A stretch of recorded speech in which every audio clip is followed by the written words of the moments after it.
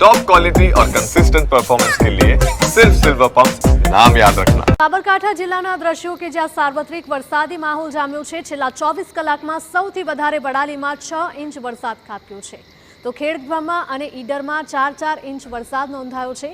પોશીનામાં 2 inch વરસાદ નોંધાયો છે। વિજયનગરમાં 1.25 ઇંચ વરસાદ થયો છે।